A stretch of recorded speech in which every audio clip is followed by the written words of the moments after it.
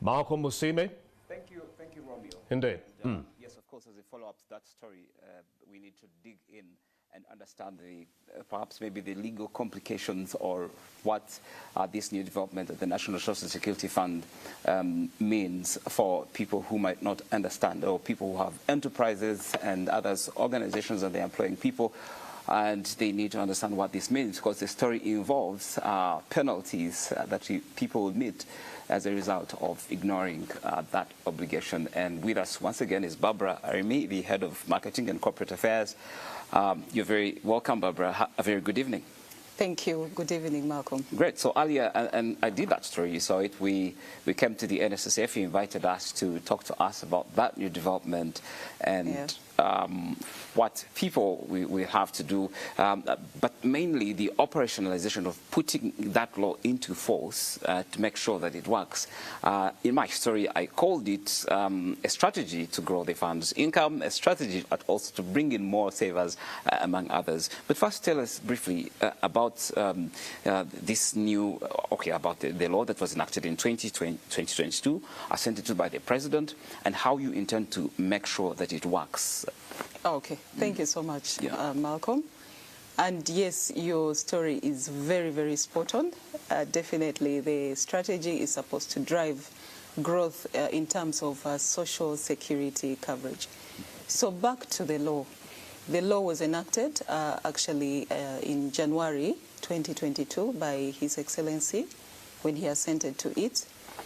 And the critical objectives of this law are: one, to drive coverage. Social security is a right for every human being.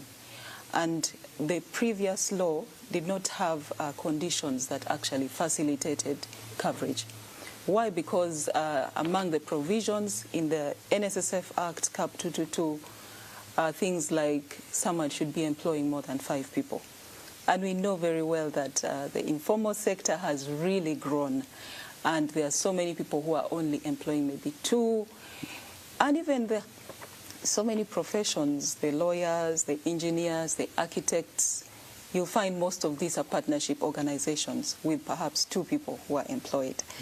So this law actually was amended to focus on aspects like that. 1, drive growth. 2, allow for voluntary contributions. 3, provide for mid-term access.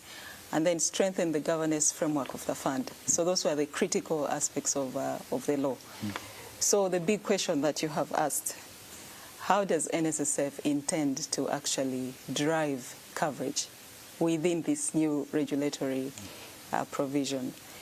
Well, first of all, this campaign, Now You Can, is one of the initiatives, because Now You Can actually stems from the fact that now those people who are initially employing less than 5 can now actually come on board and register their employees with NSSF and also register their entities, among all the other good things that the Act has ushered in.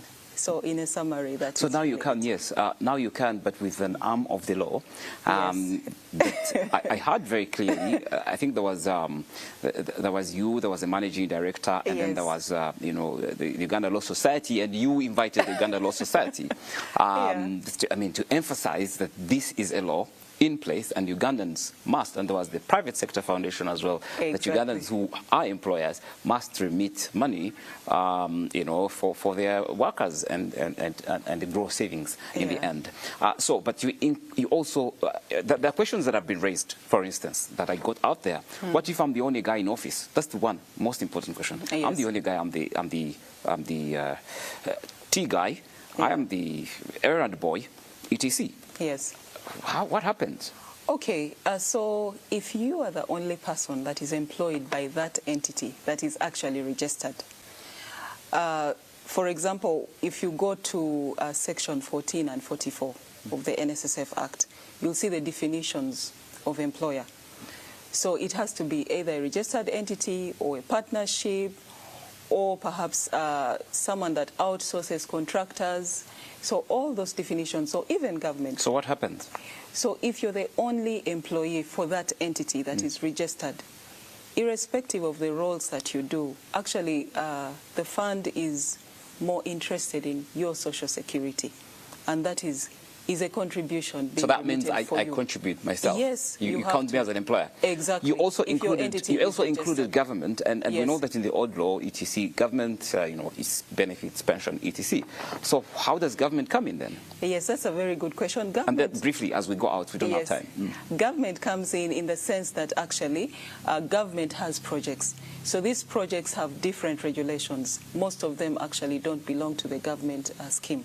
And that is why those schemes actually are required to contribute to NSSF. That is how government comes in. Thank you very much, Barbara. We'll definitely call you back to come and talk to us more about this and how you intend to grow the income at NSSF and of course help savers, to make more money and interest. We expect you to declare above 9-point-something%. Oh, we are working hard on that. Thank you very much. And thank you very much to Serena Hotels, where we are sitting, where the NTV studio is. We will be getting back to Romeo now for more stories in our bulletin tonight. And later on, don't forget, I'll be coming on an NTV Business.